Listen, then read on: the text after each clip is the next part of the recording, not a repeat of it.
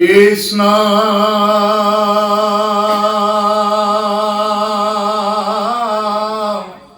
শঙ্কর মাধব গুরু হরি রাম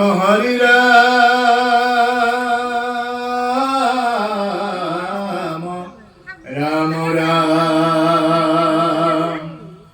কৃষ্ণ শঙ্কর মাধব গুরু হরি রাম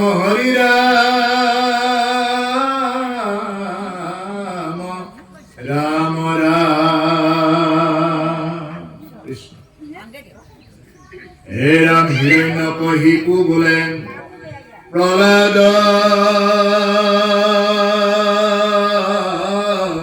কসাই ও বুঝিলি হুয়ারে মন্দ তোরায়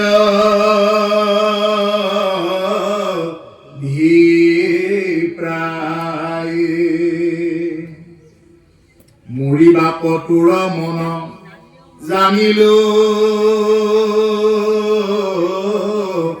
নিশ্চয় এতে তেখে মুক কদৰ ঠসদু ৰাখয় মৰিবাক লাগি যাৰ নিকট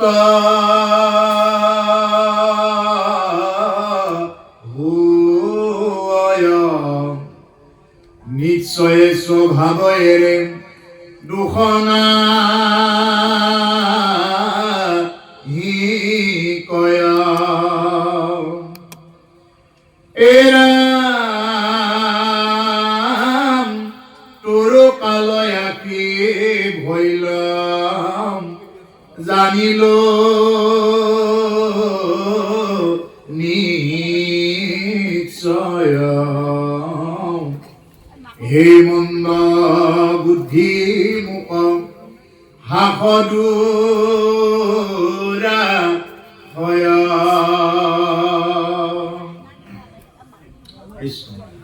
প্ৰভুসকল, আজি বৰিচৌকা আঞ্চলিক ভাগৱত চক্ৰৰ উদ্যোগত যি ভাগৱত পাঠ ব্যাখ্যা অনুষ্ঠান আয়োজন হৈছে, ইয়াত আপোনাভাৱে গুণী মানি সন্ত মহন্ত সমস্ত ইয়াত উপস্থিত আছে। আপোনাৰ সবার আগত যি এতিয়া কৃষ্ণ কথা ক'ব ওলাইছো, এয়া হ'ল ভক্তৰ প্ৰতি ভগৱানৰ যি কৰণীয়। এজন ভক্তক উদ্ধাৰ কৰাৰ কাৰণে, এজন তেওঁৰ প্ৰিয় ভাজন, এজন তেওঁৰ প্ৰিয় বৈষ্ণৱক উদ্ধাৰ কৰাৰ কাৰণে যি নেকি লীলা চলি আছে, এয়া খুব সুন্দৰ লীলা। অসুৰৰ ঘৰত যি নেকি প্ৰহ্লাদ জন্ম হৈছিলে, অসুৰৰ ঘৰত থাকিও তেওঁ ভক্তি কৰিছিলে। আমি অকণমান বৰষুণ দিলে ভাগৱত শুনিব আহিব নোৱাৰো, কোনোবাই বাধা নিদিলেও আমি আহিব নোৱাৰো, কিবা অকণমান সমস্যা দেখা পাবহে লাগে, আমি আহিব নোৱাৰো। বহুতে কয় বোলে আমি ভক্তি কৰিব পৰা নাই, আমাৰ বোলে অমুক নাই তমুক, অমুকটো বাধা তমুকটো বাধা। কিন্তু প্ৰহ্লাদে অগ্নিকুণ্ডত থাকিও ৰাম নাম জপ কৰিছিলে। অগ্নিকুণ্ডত বহিও কি কৰিছিলে? হোলিকাৰ লগত থাকি ৰাম নাম জপ কৰিলে। অগ্নিকুণ্ডে প্ৰহ্লাদ জপে বুলি এটা গানেই আছে। অগ্নিকুণ্ডত তেওঁ ৰাম নাম জপ কৰিছিলে। ইমান ৰাক্ষসৰ উৎপাত, তাতে আৰু নিজৰ দেউতাকে আৰু কিমান কি কৰিলে। এই সমস্ত অত্যাচাৰৰ পিছতো প্ৰহ্লাদে হৰি নাম ল'বলৈ বাদ দিয়া নাছিলে, কেৱল হৰি নাম। আৰু সেইকাৰণে প্ৰভুসকল, এইবিলাকৰ পৰাই জানি শুনি আপোনাৰভাৱে এই ভাগৱত পাঠ আৰু ব্যাখ্যা অনুষ্ঠান ভাগ আয়োজন কৰিছে। কাৰণ এই ভাগৱততেই জীৱনৰ সমস্ত ৰসবিলাক ইয়াত নিহিত হৈ আছে। আমাৰ জীৱনৰ যিমানবিলাক ৰস লাগে, এই সমস্ত ৰস ভাগৱততে আছে। তাৰ কাৰণে মহাপুৰুষে আমাক কৈ গৈছে, এই সকল নিগম কল্পতৰু তাৰ ফল ভাগৱত হুকমুখে আকি ভূমিত ভৈলা বিদিত ৰসত চতুৰ যিটো জন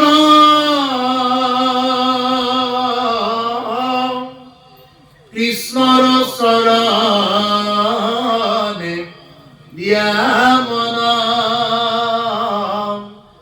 পৰম সন্তোষে পিয়ুক ৰসয় অমৃত পৰম সন্তোষে পিয়ুক ৰসয় অমৃত।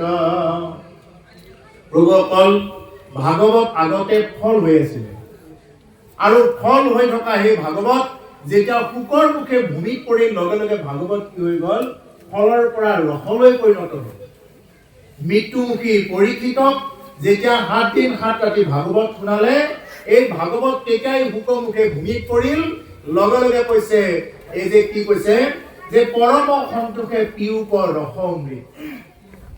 আপোনাৰ খবৰ দৰে ৰসজ্ঞ লোকসকলে এই ভাগৱতৰ ৰসবিলাক পান কৰিব পাৰে বা আস্বাদন কৰিব পাৰে। যি এই ৰসত চতুৰ নহয়, তেওঁক যিমান মাইক দি নহয় আৰু কিবা দি শুনালেও, তেওঁৰ কাণৰ ওচৰত গৈ কৈ থাকিলেও তেওঁ এই ৰসবিলাক কেতিয়াও আস্বাদন কৰিব নোৱাৰে। আৰু যাৰ নেকি ভাগৱতৰ ৰসত যাৰ নেকি ইচ্ছা আছে, তেওঁ এনেই আহিব, আহি শুনিব পাৰিব। যাৰ ভাগ্যই নাই, যাৰ সংস্কাৰ নাই, ইয়াত আহিও তেওঁ শুনিব নোৱাৰে, কাণত বেজি আনা দি আনিব।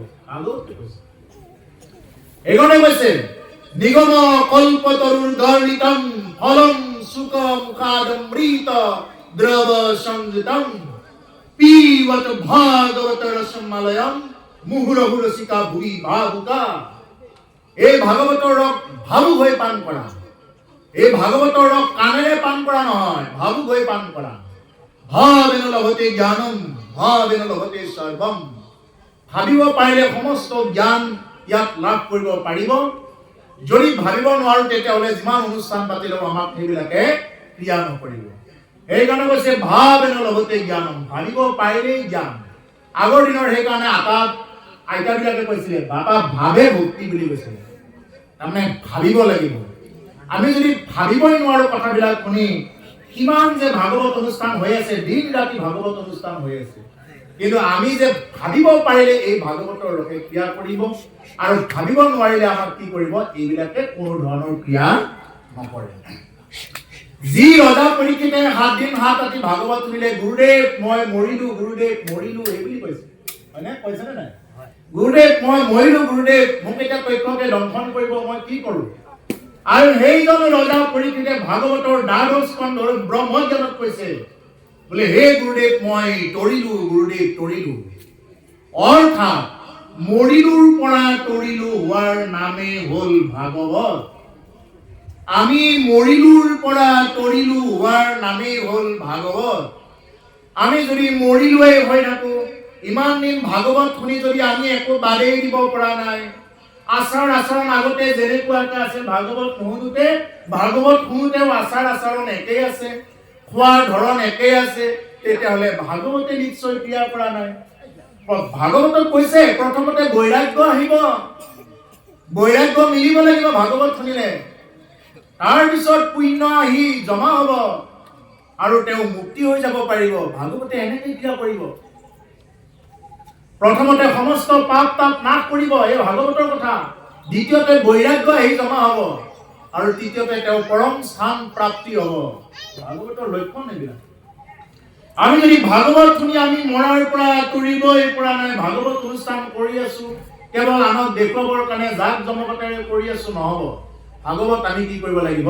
হৃদয়ৰ পৰা শ্ৰৱণ কৰিব লাগিব, তেতিয়াই ভাগৱতে ক্ৰিয়া কৰিব। যেনেদৰে আজি আপোনালোকে এই বৰি চৌকা বাকী সমস্ত ৰাইজে মিলি এই যে মহান অনুষ্ঠান ভাগ আয়োজন কৰিছে, কিয় কৰিছে? আজি আপোনালোকে এটা যজ্ঞৰ আয়োজন কৰিব পাৰিলেহেঁতেন, পূজা পাঠ কৰিব পাৰিলেহেঁতেন। কিয়? মহামুনিন্দ সুখদেৱেও পৰীক্ষিতৰ আগত যজ্ঞ কৰিব পাৰিলেহেঁতেন, কিন্তু তাকে নকৰি কি কৰিছে? ভাগৱত শুনাইছে। কিয়? কাৰণ কলি যুগৰ লোকৰ কাৰণে তৰাৰ কাৰণে এটাই উপায় আছে, হ'ল ভাগৱত।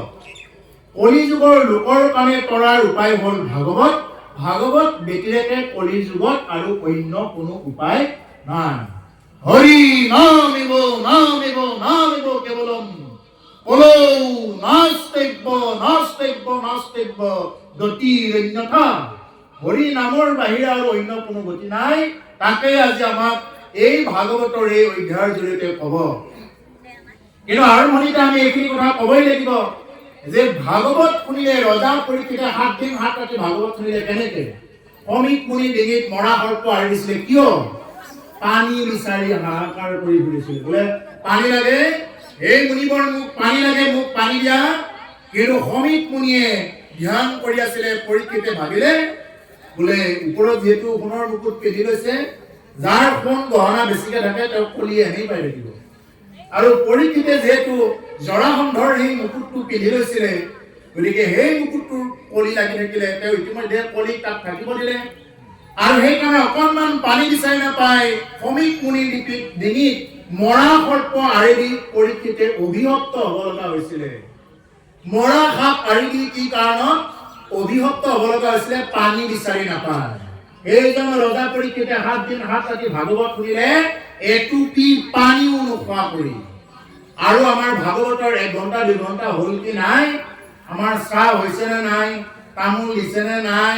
খোৱা লোৱা কেতিয়া হ'ব? এইবিলাকত চিন্তা কৰোঁতে কৰোঁতে ভাগৱতে যিটো হিচাপত ক্ৰিয়া কৰিব লাগে এই হিচাপত আমাক ক্ৰিয়া কৰিব নোৱাৰে। সেইকাৰণে প্ৰভুসকল এতিয়া আজিৰ যি অধ্যায় তাত ভিত্তিত এই অধ্যায় এতিয়া আলোচনা কৰিব লৈছো। হিৰণ্যকশিপু বোলে প্ৰহ্লাদক চাই বুজিলো হৰে মন্দ তোৰ অভিপ্ৰায়। এই মন্দমতি মানে বিৰোধ কৰিছে পুত্ৰ, এজন বৈষ্ণৱক বিৰোধ কৰিছে। আৰু বৈষ্ণৱক বিৰোধ কৰা তাৰ ফলটো কি হ'ব তাক দেখুৱাব। যে সেইকাৰণে কেতিয়াও ভকত বৈষ্ণৱক কি কৰিব নালাগে? নিন্দা কৰিব নালাগে। ভকতক যদি নিন্দা কৰা যায় কোনো ভগৱানে তেওঁক ৰক্ষা কৰিব নোৱাৰে। তেওঁ যি পন্থাৰে নহওক কিয়, যদি ভকতক কোনোবাই নিন্দা কৰে তেতিয়াহ'লে তেওঁক ভগৱানো ৰক্ষা কৰিব নোৱাৰে। ভাগৱততে কৈছে, এইবিলাক কথা কাহিনী। গতিকে সেইকাৰণে প্ৰভুসকল আমি যদি ভকতক নিন্দা কৰোঁ তেতিয়াহ'লে ভক্তিটো আমাৰ নাথাকিব। গতিকে আমি ভকতক নিন্দা কৰাৰ কাৰণত কি হ'ল এই কাহিনীটো এতিয়া বুজিব পাৰিম। হিৰণ্যকশিপু বোলে প্ৰহ্লাদক চাই বুজিলো হৰে মন্দ তোৰ অভিপ্ৰায়। তোৰ অভিপ্ৰায় মই বুজি পাইছো। কি অভিপ্ৰায়? ভকত বুলি কওঁতে ভ শব্দে ভৱ বিমোচন, ভৱ সংসাৰখনৰ পৰা কেনেকে মোচন পাব পাৰি যিয়ে নেকি এইটো চিন্তা কৰি থাকে দিন ৰাতি। বোলে বাৰ বাৰ জনম মৰণৰ 5 চক্ৰৰ পৰা কেনেকেনো মই মোচন পাম। অকল কায়িকভাৱে শৰণ ল'লেই যে ভকত হ'ব এনেকুৱা নহয়। ভকত হ'ব লাগিলে আমি ভিতৰৰ পৰাও শৰণ হ'ব লাগিব। চিত্ত বুদ্ধি মন অহংকাৰ গোটেইবিলাক চৰণত দিব লাগিব। আমি শৰীৰটোহে বহুত আমি আছো, শৰীৰটোহে আমি ঈশ্বৰৰ ওচৰত সমৰ্পণ কৰিছো দেখুৱাবৰ কাৰণে। কিন্তু আমি ভিতৰৰ পৰা চিত্ত বুদ্ধি মন অহংকাৰ, যেনেকৈ অৰ্জুনৰ এই ঘোঁৰা 4টাৰ নাম আছিল চিত্ত বুদ্ধি মন অহংকাৰ। এই 4টা ঘোঁৰা ভগৱন্ত পুৰুষৰ ওচৰত সমৰ্পণ কৰিছিল আৰু ভগৱানৰ ওচৰত সেই 4টা ঘোঁৰাৰ লেকাম কেইডাল দিছিলে। সেইকাৰণে কুৰুক্ষেত্ৰ নামৰ যুদ্ধখনত ভগৱান কৃষ্ণই কি কৰিছিলে? অৰ্জুনক জিকাই দিছিলে। গতিকে আমিও যদি চিত্ত বুদ্ধি মন অহংকাৰ এইবিলাক লৈ যদি ঈশ্বৰৰ ওচৰত সমৰ্পিত নহওঁ, যদি আমি দেহেৰে এনেই ৰাইজক দেখুৱাবৰ কাৰণে, বিলনীয়া হ'বৰ কাৰণে, পাঠক হ'বৰ কাৰণে বা বিভিন্ন প্ৰকাৰৰ কিবা কৰিবৰ কাৰণে এনেকুৱাকে যদি শৰণ লৈ থৈ দিওঁ তেতিয়াহ'লে নহ'ব। এই হ'ল ভ শব্দে ভৱ বিমোচন, অ শব্দে কেৱল কৃষ্ণত ভকতি, ত শব্দে তৰণৰ উপায় শৰণ। অ শব্দে কেৱল কৃষ্ণত ভকতি, কৃষ্ণ ব্যতিৰেকে বেলেগ ভকতি নহয়। সেইকে এক শৰণ ধৰ্ম অনুপাম, কৰ্ণে নুশুনয় আন দেৱতাৰ নাম। এই হ'ল এক শৰণ। এক হোৱা, একমে বা দ্বিতীয়তম, একৰ বাহিৰে আৰু দ্বিতীয়জন নাই। সেই এজন কৃষ্ণৰ ওপৰতে সমস্তখিনি কি হৈছে? সৃষ্টি স্থিতি সমস্ত নিহিত হৈছে। তেওঁই ব্ৰহ্মাৰূপে সৃষ্টি কৰিছে, বিষ্ণুৰূপে তেওঁই পালন কৰিছে, ৰুদ্ৰ বা শিৱৰূপে তেওঁই সংহাৰ কৰিছে। জগত সংহাৰ কৰিব লগা হ'লে দেৱাদেৱ মহাদেৱ শিৱই প্ৰলয় এনেকুৱা মহাপ্ৰলয় কৰি দিব, সমস্তবিলাক তেওঁৰ কৰাল গ্ৰাস, তেওঁৰ দাঁতৰ ভিতৰত আহি সমস্তবিলাক ইয়াত স্থিতি হ'ব। গতিকে সেইকাৰণে এইবিলাক ভাগৱতৰ 12 স্কন্ধত কোৱাই আছে। গতিকে সেইকাৰণে প্ৰভুসকল ভকত আৰু একজন ভকত আছে মানে বস্তু আন, ক'ত আছে বস্তু তেতিয়াহে যায়। মানে ক'ত কি আছে বিচাৰি ফুৰা, মানে তালি টোপোলা বান্ধা, এই যাত ভকত হ'ব দিয়া নাই। বোলে মই তালি টোপোলা বান্ধি লৈ যাম, আমাৰ ঘৰৰ পৰা অমুকো নাহিল তমুকো নাহিল, বোলে টোপোলা কেইটা বান্ধি লৈ যাম, এই যাত কিন্তু ভকতৰ কথা নাই কোৱা। ভকত হ'ব লাগিলে কি কৰিব লাগিব, তেওঁ ভৱ সংসাৰখনৰ পৰা কেনেকে, জনম মৰণৰ প্ৰাক চক্ৰৰ পৰা কেনেকে, হে ভগৱান এই জনমটো এবাৰ পাইছো, বাৰ বাৰ পাওঁ নে নাপাওঁ ঠিক নাই, আৰু যেনিবা ধৰা হ'ল কিবা কাৰণত মনুষ্য জনম আৰু পালো, পোৱাৰ পিছতো যে আৰু যে ভক্তি কৰিব পাৰিম এই আশা বাদেই দিয়ক। আৰু এতিয়া কি অৱস্থা, এতিয়াই যদি ভকত হয় মানুহে হাঁহে, ঠাট্টা কৰে, নিন্দা কৰে, কিমান তিৰস্কাৰ কৰে। আৰু যে এদিন বৰিচৌকাত অঞ্চলত জন্মগ্ৰহণ কৰিম, এই অসমত জন্মগ্ৰহণ কৰি আৰু যে ভক্তি কৰিম, এইবিলাক আশা বাদেই দিয়া। এনেকুৱা এটা দিন আহিব, দ্বাদশ স্কন্ধত কৈছে মান ভকত বৈষ্ণৱ একেবাৰে সীমিত হৈ যাব, আৰু কোনোবাই ভক্তি কৰিলেও মনে মনে কৰিব, কাকো নকয়, কলেই মাৰামাৰি আৰম্ভ হৈ যাব। গতিকে সেইকাৰণে এতিয়াই এইটো অৱস্থা। গতিকে আমি যদি এই সুন্দৰ জন্ম পাই ভাৰতবৰ্ষত জন্মগ্ৰহণ কৰি, কলি যুগত জন্মগ্ৰহণ কৰি, নৰতনু জন্মগ্ৰহণ কৰি তিনিটা ধন্যৰ অধিকাৰী হৈ আছো, আৰু এটা ধন্যৰ অধিকাৰী হ'ব লাগে, য'তেই নহওক শৰণ ল'ব লাগে। ক'ত ল'ম শৰণ? যি গুৰুৱে আমাক গুণমালা প্ৰতিষ্ঠা কৰাৰ কাৰণে দেখুৱায় বা ভাগৱত প্ৰতিষ্ঠা কৰাৰ কাৰণে দেখুৱায়, যি গুৰুৱে শংকৰ মাধৱক চিনাকি কৰাই দিয়ে, যি গুৰুৱে কৃষ্ণ বুলিবৰ কাৰণে, ৰাম বুলিবৰ কাৰণে শিকায়, যি গুৰুৱে ঘৰত গুৰু এখন প্ৰতিষ্ঠা কৰাৰ কাৰণে শিকায়। আমাৰ পন্থা অনেক থাকিব পাৰে মহাপুৰুষৰ, সমস্ত পন্থাৰ উদ্দেশ্য একেটা, ঈশ্বৰ প্ৰাপ্তি। এনেকুৱা যিকোনো এটা পন্থাত কি কৰিব লাগে, আমি শৰণ ল'ব লাগে, শৰণ লৈ চলিব লাগে, তেতিয়াই আমাৰ ভকতি ৰকতি মুকুতি গোটেইখিনি হ'ব, অন্যথা কেতিয়াও ইয়াৰ নিষ্ঠা নাই। এতিয়া হিৰণ্যকশিপুৱে কৈছে, মৰিবাক তোৰ মন জানিলো নিশ্চয়, হে প্ৰহ্লাদ তোৰ মৰিবৰ কাৰণে ইমানেই মন, এতেকে মোকো কদৰ্থক দূৰা হয়, সেইকাৰণে মোকো মানে কদৰ্থনা কৰা, মোৰ কোৱা কথাবিলাকো তই নুশুনা। মই আজ্ঞা কৰি আছো, হিৰণ্যকশিপুৱে হ'ল ঈশ্বৰ, তাৰ বাহিৰে আৰু বেলেগ ঈশ্বৰ নাই, মই হলো ঈশ্বৰ, কিন্তু তুমি মোৰ কথা নুশুনা, মোকো কদৰ্থনা কৰা। এতেকে মৰিবাক তোৰ মন জানিলো নিশ্চয়, সেইকাৰণে মই জানিলো যে তোৰ মৰিবৰ কাৰণে মন আছে, তোৰ মৰিব মন আছে। মৰিবাক লাগি যাৰ নিকট হয়, নিশ্চয় স্বভাৱ এৰে দুখ নাহি কয়। আৰু মৰিবৰ যিয়ে ওচৰ চাপে, নিকট মানে ওচৰ চপা, নিশ্চয় স্বভাৱ এৰে দুখ নাহি কয়। আৰু সেইকাৰণে নিশ্চয় মৰিব ওলোৱা মানুহৰ এইটোৱে হয়, আৰু সেইকাৰণে তোৰো নিশ্চয় এইটোৱে হৈছে, তই মৰিব ওলাইছ নহয়, তোৰ মৰণ চাপি আহিছে, আৰু সেইকাৰণে তই মোৰ কথা মনা নাই। মই ইমান কৈছো, কোনো ধৰণৰ হৰি নাম ল'ব নালাগে, ময়েই সমস্ত, কিন্তু মোৰ কথা নামানি তই হৰি নাম লৈছা। এইবুলি কি কৰিছে, নিজৰ দেউতাকে নিজৰ পুত্ৰক, ইমান মৰম লগা 5 বছৰীয়া ধ্ৰুৱক, কৃষ্ণ প্ৰহ্লাদক এনেকুৱা নীতি শিক্ষা দিব গৈছে, মানে বামা নয় শাস্ত্ৰ। আজিও ঠিক তেনেকুৱা, আজিও এচাম পিতৃ মাতৃয়ে নিজৰ ল'ৰা ছোৱালীক ভক্তি কৰিবৰ কাৰণে নিদিয়ে। কিবা কাৰণত যদি ভক্তি কৰিব ইচ্ছা কৰে, মই বহুত পাইছো এনেকুৱা, নিজৰ ল'ৰা ছোৱালীয়ে মাছ মাংস খাব বাদ দিয়ে, ভালহে পাব লাগে, কিন্তু কি কৰে, আকৌ ঘূৰি ওলোটাই আকৌ তেওঁক আকৌ ঘূৰি ঘূৰি সেই সংসাৰৰ কৰ্মলৈ লিপ্ত কৰাই নিয়ে। অনেক এনেকুৱা ল'ৰা ছোৱালী আছে, নামঘৰত আহিবৰ কাৰণে ইচ্ছা কৰে, ধুনীয়াকে ধুতি চোলা পিন্ধি আহে, দৰকাৰ হ'লে নিজৰ ঘৰৰ পৰিয়ালে ক'ব বোলে তোৰ যাবৰ বয়স হোৱা নাই। তাৰমানে এতিয়া ল'ৰা ছোৱালী বিলাকে কি বুজি ল'লে, বোলে আমাৰ ভক্তি কৰিবৰ কাৰণে দাঁত কেইটা সুলভ ধুলভ হ'ব লাগিব, আৰু চকুৰে এনেকে মণি মণি যাতে ভাগৱত পঢ়ে, চশমাযোৰ লৈ যাতে মণি মণি টচ মাৰি মাৰি পঢ়া, এনেকুৱা অৱস্থাৰে ভাগৱত ভক্তি কৰক, অন্যথা ভক্তি কৰিব সময় হোৱা নাই। এনেই তোমাৰ ল'ৰা ছোৱালীক সমস্ত বিধ কৰাইছা, সাঁতোৰ বিধ কৰাইছা, চবতে দিছা, তুমি ডেন্সৰ দিছা, তুমি গীটাৰত দিছা, তাবলাত দিছা, হাৰমনিয়ামত দিছা, চবতে বিধ কৰাইছা, কিন্তু তুমি কৃষ্ণ নাম ল'বৰ কাৰণে কোৱা নাই। আৰু এইটো মনত ৰাখিব, যদি কোনোবা পিতৃ মাতৃয়ে নিজৰ ল'ৰা ছোৱালীক যদি ভকতি মাৰ্গলৈ অন্তত এটা ঘোষা গায়, অন্তত পুৱাৰ সময় নাপায়, অন্তত সন্ধিয়া হ'লেও বা সন্ধিয়া সময় নাপায় ৰাতিপুৱা হ'লেও শ্ৰীমন্ত শংকৰৰ হৰি ভকতৰ এটা গাই যদি এবাৰ যদি এটা সেৱা কৰিব নোৱাৰে, সেই ল'ৰা ছোৱালীক কোন ঈশ্বৰে ৰক্ষা কৰিব? সেইকাৰণে আজি যে এক্সিডেণ্ট বিলাক মানে বাঢ়ি আছে, কিয় বাঢ়ি আছে? ভক্তি নাই, ভক্তিৰ ভয়টো নাই।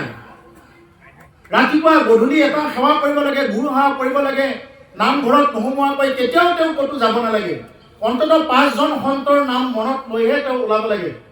গুৰু সেৱা কৰি উঠিও আৰু 5 জন সন্ত ভকত বৈষ্ণৱ গুৰুদেৱ নাম ভকতক মনত চিন্তা কৰি তেনেকুৱাকে ওলাব লাগে, সেইজন সন্তানৰ কেতিয়াও অপমৃত্যু নহ'ব।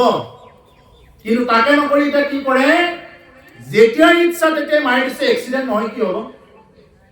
গতিকে সেইকাৰণে প্ৰভুসকল আপোনাৰভাৱে নিজৰ নিজৰ ল'ৰা ছোৱালীক শিকাব, বুজাব, অন্তত এবাৰ হ'লেও যাতে নামঘৰৰ পিনে পোনাই কৃষ্ণ বুলি কৈ, ৰাম বুলি কৈ একদম সময় নাই। আৰু প্ৰায় সময় থাকিলে একো হেলা কৰিব নালাগে, একবাৰ অন্তত কৃষ্ণ বুলি কৈ এটা অপৰাধ বিনাশন এটা গাই যাতে ভগৱানে পাৰ কৰে, তেওঁৰ কাৰণে অন্তত তেওঁৰ নিজৰ কাৰণে অন্তত এই কামটো কৰিব লাগে। কিন্তু দুৰ্ভাগ্য, আমি যি কৰিব লাগে তাকে নকৰো, যি কৰিব নালাগে তাতে দিনে ৰাতিয়ে ব্যস্ত। এই হ'ল আমাৰ স্বভাৱ। আৰু সেইকাৰণে আমাৰ মনুষ্য জনমটো অথলে যায়, হৰিক বুজিবলৈ সময় নহয়।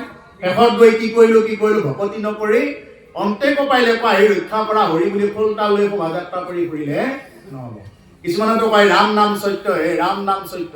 ৰাম নাম সত্য বুলি কোৱা কেইটাই আকৌ পিছত গৈ কি কৰে, সেইবিলাকে কোৱা আৰম্ভ কৰি দিয়ে আৰু তেনেকেই থাকে। গতিকে ৰাম নাম যে সত্য এইটো সকলোৱে জানে, কিন্তু কৰিব নোৱাৰে। ধৰ্ম কি কোনে নাজানে? এই বৰি চৌকাত কোনোবাই ধৰ্ম মানে কি নাজানে নেকি? অধৰ্ম মানে কি নাজানে নেকি? ভাবকচোন বাৰু এবাৰ। অধৰ্ম বুলি কি বুলি ক'লে এটা সৰুৰ পৰা বৃদ্ধলৈ সমস্তই জানে অধৰ্ম কাক কয়, আৰু ধৰ্ম কাক কয় সমস্তই জানে। আজি আমাৰ কুলেন্দ্ৰ ডেকা বাপজনে এখন কিতাপ লিখিছে, ধৰ্মৰ কথা মই কেইটামান ওপৰৰ পৰা চাই গম পাইছো কি লিখিছে। তাত ধৰ্মৰ কথা লিখিছে, নাজানে নেকি মানুহে? সমস্তই জানে, কিন্তু বাৰ বাৰ নতুনত্ব মাত্ৰাৰে কিয় দিছে, কিয় লিখিছে? তাৰ মূল কাৰণেই হ'ল যাতে মানুহে ধৰ্মৰ প্ৰতি আকৃষ্ট হয়। আমি ধৰ্ম কি জানো নকৰো, অধৰ্মও এৰিব নোৱাৰো। ও ধৰ্ম ক জানো মই,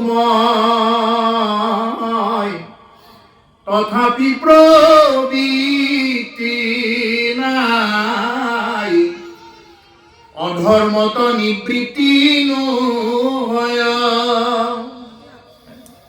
হৃদিস্থিত হৈ তেওঁ যেনেকে কৰাব তেনেকৈ আমি কৰি যাব লাগিব। আমি ধৰ্ম মানে কি সমস্ত জানো, কোনটো ধৰ্ম কয় কাক কয়। এতিয়া পাঠক আহি শিকাব নালাগে, কোনোবা নামৰ দলৰ পৰা আহি শিকাব নালাগে, সকলো জানো, কিন্তু কৰিব নোৱাৰো। ধৰ্মক জানো মই, তথাপি প্ৰবৃত্তি নাই, পাবৰ কাৰণে মোৰ অকণমান আশাই নাই, ইচ্ছাও নাই। আৰু অধৰ্ম কি তাকো মই ভালকে জানো, কিন্তু মই এৰিবও নোৱাৰো।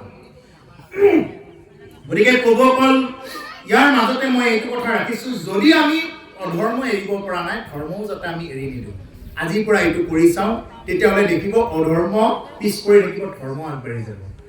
আমি যদি অধৰ্ম বাদ দিব পৰা নাই, যি খাইছো যেনেকৈ আছো তেনেকৈ থাকিম, কিন্তু আমি ধৰ্মও বাদ নিদিওঁ। আমি ৰাতিপুৱা নামঘৰত সোমায়ে থাকিম, প্ৰাৰ্থনা গায়ে থাকিম, এখন এখন এপ্লিকেশ্যন, প্ৰাৰ্থনা মানে এখন এখন দৰখাস্ত। এই প্ৰভু কৃপাৰ সাগৰ দৈৱকী নন্দন পুৰী মনৰ কাম, ভকতৰ সংগ সদায় নিবচুক মুখে পুৰাগুণৰ নাম। এইখন হ'ল এখন এপ্লিকেশ্যনে, ঈশ্বৰৰ ওচৰত এখন দৰখাস্ত। আৰু মনত ৰাখিব, যিদিনা ঈশ্বৰে আপোনাৰ সেই দৰখাস্তখন যিদিনা মঞ্জুৰ কৰিলে, ঈশ্বৰে যিদিনা আপোনাৰ মোৰ দৰখাস্তখন যিদিনা তেওঁ এবাৰ চালে, সেইদিনাৰ পৰা আপুনি মই আৰু চিন্তা কৰিব লগা নহ'ব। চাব, জীৱনত প্ৰেক্টিকেল কৰিব এইবিলাক। যিদিনা ঈশ্বৰে মোৰ বুলি লৈছে, সেইদিনা আপোনাক বেলেগে যিমান কিবা কৰক, জীৱনৰ সমস্ত পাপ তাপ জ্বালা যন্ত্ৰণা সমস্ত দূৰ হৈ যাব। য'ত আছে তোৰ পৰাই সুখী অনুভৱ কৰিব। সন্তোষম পৰম সুখম, সন্তোষেই পৰম সুখ। অসন্তোষীয়া মানুহৰ কোনোদিনেই সুখ নাই। জীৱনত যদি আমি সন্তোষ ল'ব লাগে, জীৱনত যদি আমি খোলা হাঁহি মাৰিব লাগে, কি কৰিব লাগিব? ৰাম নাম, কৃষ্ণ নাম। আজি বহুত মানুহে ঈশ্বৰ যেনেকুৱা তেনেকুৱা মানুহক বনাইছে, কিন্তু মানুহে খোলা হাঁহি মাৰিব নোৱাৰে। মানুহৰ দিনক দিনে মন বুদ্ধি, ইয়াৰ লগত আমাৰ এজন তেওঁৰ নাম নাজানো, এই থিয় হৈ তেওঁ কিছুমান কথা কৈ আছিলে, তেওঁ তাৰ মাজত কৈছে এই কথাবিলাক, সমাজৰ যিটো ছবি, কিয় হৈছে এইবিলাক, কিয় হৈছে? তাৰ মূল কাৰণটোৱে হ'ল আমি কি নকৰো, আমি ঈশ্বৰৰ নাম হৰিৰ সেৱাৰ পিনে আমি মুঠেও নাহো, আৰু যেনেকে ল'ব লাগে তেনেকে নলওঁ। যিটো হিচাপত আমি ঈশ্বৰক ল'ব লাগে আমি সেইটো হিচাপত নলওঁ। আমি ভক্তি মানে কি ভাবি থাকো, এই ধুতি চোলা এযোৰ পিন্ধিব লাগে, বছৰৰ মূৰত তেনেকুৱা এটা ভাগৱত অনুষ্ঠান কৰিব লাগে, তাতে মাহ প্ৰসাদ বুঢ়াব, ধুনীয়াকে এটা উৎসৱ কৰিম, মাহ প্ৰসাদ বুঢ়াব, খাম, টোপোলা কেইটা লৈ যাম, ইমানেই আৰু ভক্তি। এইটো কিন্তু ভক্তি নহয়। ভক্তি কৰিব লাগিলে আমি পেণ্ট পিন্ধি থাকিলেও ভক্তিটো হ'ব লাগিব। ৰাস্তাৰে গৈ আছো, পেণ্ট পিন্ধি গৈ আছো, পেণ্ট পিন্ধিলেও আপোনাৰ ভিতৰত কৃষ্ণ নাম ৰাম নাম প্ৰকাশ হ'ব লাগিব। আৰু সেইদিনা চাব হৃদয়ত ইমানেই শান্তি পাব, ইমানেই আপোনাৰ মন প্ৰাণ ভৰি থাকিব, সেইদিনা খোলা হাঁহি মাৰিব পাৰিব। আজি অনেক মানুহ আছে যাৰ অসংখ্য টকা পইচা ভৰ্তি হৈ আছে, কিন্তু খোলা হাঁহি মাৰিব নোৱাৰে। কিয় নোৱাৰে? তাৰ মূল কাৰণটোৱে হ'ল তেওঁলোকে কি নোৱাৰে, ভক্তিক তেওঁলোকে আঁকোৱালি লোৱা নাই। যদি কোনোবাই ভক্তিক আঁকোৱালি নলয়, তেওঁ খোলা হাঁহি মাৰিব নোৱাৰে। দামী বিচনাখনহে কিনিব, টোপনিটো ক'ৰ পৰা কিনিব? বিচনাখন বাৰু দামী কিনি ল'লে, লাখ টকীয়া বিচনা কিনি ল'লে, টোপনিটো ক'ৰ পৰা কিনিব? স্লিপিং টেবলেট খাই খাই শুব লগা হ'ব। কেইদিন খাব স্লিপিং টেবলেট? কিডনিৰ বেমাৰ হ'ব। গতিকে সেইকাৰণে যদি আমি এইবিলাক এৰি দিব লাগে, জীৱনত স্লিপিং টেবলেট, হাই প্ৰেছাৰৰ কিবা কিবি এইবিলাক যদি বাদ কৰিব লাগে, তাৰ মূল কাৰণে হ'ল, মূল বস্তু ল'ব লাগিব, হৰি নাম সৰ্বত কৰি ল'ব লাগিব। নাম যাতে আমাৰ কণ্ঠত স্থিতি হয়। ঈশ্বৰে এনেকুৱাকৈ আমাক নাম বস্তু দিছে, অমৃতৰ ভাণ্ডাৰ। এই হিয়াৰ মাজে নামৰ ভাণ্ডাৰ, মুখে বাজ হৈ ও ৰাম নামে মৰণা মাৰে, পাপ কত কৰ ক্ষয়। হিয়াৰ মাজে নামৰ ভাণ্ডাৰ, ইয়াৰ মাজত আমাৰ নামৰ ভাণ্ডাৰ আছে। যিমান লাগে লৈ থাকক, শেষ নহয়। তাকে মাধৱ পুৰুষে নামঘোষাত কৈছে, এই পুণ্যৰণ্যৰ মাজে মাধৱৰ নাম সিংহ, প্ৰকাশক ৰয়ৰে, ও যাৰ ধ্বনি শুনি ভয়ে মহাপাপী হস্তিশয়, পলায়াতি ত্ৰাসত লৰে ৰাম, ও পলায়াতি ত্ৰাসত লৰে।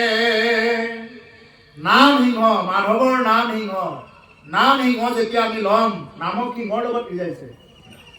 নাম লোৱাৰ লগে লগে কি হৈ যাব, আমাৰ যিমানবিলাক পাপ আছে, সমস্ত পাপবিলাক পলাই পত্তন দিব। পাপ থাকিবই নোৱাৰে। এক নামে যত পাপ নাকিবাক পাৰে, ততেক পাতকী পাপ কৰিতেই নপাৰে। যিমানবিলাক পাপ এজন পাপীয়ে কৰিবই নোৱাৰে, এক নামে যিমানখিনি পাপ নাশ কৰিব পাৰে। সেইকাৰণে আমি নাম ল'ব লাগে। পূৰ্বকল নাম, নাম ল'ম, কিন্তু আমাৰ পাপো কৰি থাকিম। এইটোৱে ইয়াৰ আগত ক'লো, ধৰ্মক জানো মই তথাপি প্ৰবৃত্তি নাই, অধৰ্মত নিবৃত্তি নহয়। এতিয়া সেই কথাটোৰ পৰা কৈছো, দুৰ্যোধনক কৈছে ভগৱান কৃষ্ণ দূত হিচাপে কৰে। এই দুৰ্যোধন, তুমি যে কৈছা যে বেজীৰ আগৰ সমান মাতিও নিদিওঁ বুলি পাণ্ডৱক, এইটো তুমি ভাল কথা কৰিলানে? এটা বেজীৰ আগৰ সমান মাতিও নিদিওঁ মই বিনা যুদ্ধে, এনেকে কৰিলে। তেতিয়া ক'লে বোলে মই জানো এই কথাটো, এইটো যে বেয়া, কিন্তু তথাপি মই সেইটো এৰি দিব নোৱাৰো। তথাপি মই এই 5খন গাঁও এৰি দিব নোৱাৰো, মই যুদ্ধ কৰিমে। তাৰমানে এই ধৰণৰ কথা। তাৰমানে কি প্ৰভুসকল, আমি নাম লৈ আছো, নাম লৈ থাকি পেলাই আমি পাপো কৰি যাম, তেতিয়া কিন্তু নহ'ব। নামৰ বলত যদি কোনোবাই পাপ কৰিব যায়, তেতিয়াহ'লে সেই আকৌ নামেও ৰক্ষা নকৰে। তেতিয়া নাজানি কৰা পাপত চব ক্ষমা থাকে। যেনিবা নাজানি কৰি আছে, ইমান দিনে বুজা নাই, বুজিবৰ কাৰণে বাকী আছে, কৰি আছে, এইটো বেলেগ কথা। যিদিনাৰ পৰা জানিলে, সেইদিনাৰ পৰা যদি পাপ কাম আৰম্ভ কৰি থাকে, তেতিয়া আকৌ এই পাপে এৰে। যেনেদৰে দেখিব, এখন পাহাৰত যেনিবা বনজুই লাগিলে, বনজুই লাগি সমস্ত গছবিলাক একদম পুৰা গ'ল, লঠঙা হৈ গ'ল। তাৰ মানে এইটো নেকি তাত আৰু যে গছ নগজে, এইটো নেকি তাত আৰু কোনোদিন বন নগজিব, এইটো নেকি? নহয়। এতিয়া এইখিনি ধুনীয়াকে একদম বন চন লুকি ধুনীয়াকৈ সমান কৰি ৰাখিছে এই ঠাইখিনি। তাৰ মানে এইটো নেকি ইয়াত আৰু বন কোনোদিনেই নগজে, এনেকুৱা নেকি? নহয়, ইয়াত আকৌ বন গজিব। তাৰমানে কি কৰি থাকিব লাগিব, ইয়াতে লাৰি চাৰি থাকিব লাগিব মাজে সময়ে, তেতিয়াহে বনটো নোহোৱা হৈ থাকিব। ঠিক তেনেকুৱা আমি নাম লৈ থাকিব লাগিব, নাম আমাৰ উচ্চাৰণ হৈ থাকিব লাগিব। তেতিয়া আমাৰ সমস্ত পাপ তাপ নাশ হৈ গৈ থাকিব। আৰু নামৰ বলত যদি আকৌ সমস্ত পাপ কৰিম বুলি ভাবি থাকে, কিন্তু নামে তেতিয়া কিন্তু ক্ৰিয়া নকৰিব। গতিকে প্ৰভুসকল, এইটোৱে কথা, নামৰ বলত আমি যাতে পাপ কৰিলে, আজি ইয়াক মই ঠগাই দিওঁ, নাম লৈছোৱে নহয়, নামে ক্ৰিয়া কৰিব, নহয়, এইটো নহয়। ইয়াক মই আজি মিছাকে কৰিলো, ইয়াক মই এইটো এটা হাঁহ এটা, ইহঁতৰ হাঁহ এটা আহিছে, আমাৰ ঘৰত সোমাই গ'ল, মই পটকে মাৰিয়ে দিওঁ, ইয়াতে গমে নাপায়, এনেকুৱা ধৰণৰ যদি কথা হয়, তেতিয়াহ'লে কিন্তু সেইটোৱে কি নকৰিব, নামে ক্ৰিয়া নকৰিব। তেতিয়া সেইটো উল্টাকে ফচিব। গতিকে সেইকাৰণে নাম যেই নাম সেই হৰি জানানিষ্ট কৰি আপোন নামৰ সংগ নচাৰন্ত হৰি যেই নাম লৈ থকা মানে তেওঁৰ ওচৰত ভকত আছে সেইকাৰণে ভকতক দৰ্শন কৰিলে সমস্ত পাপবিলাক দূৰ হৈ যায় এই যে আজি যে আপোনাৰ সবক যে ভকত দৰ্শন কৰিব পাইছো মই প্ৰথম ফোনটো কৰাৰ লগে লগে বোলো আজি এনেই আছো ৰাতি যিহেতু 11টা বজাত আহি পাইছো আজি দিনটো এনে থাকিল হয় মোৰ এটা মনত উৎসাহ লাগি গ'ল বোলে ভকতক দৰ্শন পাওঁ যে ভকত দৰ্শনটো আটাইতকৈ শ্ৰেষ্ঠ যদি প্ৰকৃত ভকতক যদি কিবা কাৰণত যদি আমি দৰ্শন কৰিব পাৰো ভকত দৰ্শনতে সমস্ত পাপ নাশ হৈ যাব পাৰে পুণ্য আহি জমা হ'ব পাৰে ভকতৰ পৰা যদি আশীৰ্বাদ লোৱা যায় সেই আশীৰ্বাদে কাম দিয়ে ভকতে যদি কয় বোলে যা তোৰ হ'ব যা এই হ'ব আৰু ভকতে যদি কয় তোৰ গেল আৰু এইবিলাক চেছ এইবুলি ক'লে সেইটো লাহে লাহে এই লগে লগে মানে জুই হৈ নাযায় কিন্তু লাহে লাহে তেওঁ সেইটোৱেই প্ৰমাণ হ'ব গতিকে সেইকাৰণে ভকত দ্ৰোহী কেতিয়াও কৰিব নালাগে আৰু নামটো আমি মুখৰ পৰা এৰিব নালাগে এই যে সমস্ত পাঠ বিলাক কৰি আছো এই পাঠৰ মূল বস্তুটোৱেই হৈছে নাম ও ৰাম নাম নামে গংগাৰ জল ও হৰি নাম ভকতি সাধন বয়া হে বৈকুণ্ঠৰ পৰা কি ঐ ৰাম বয়া হে বৈকুণ্ঠৰ পৰা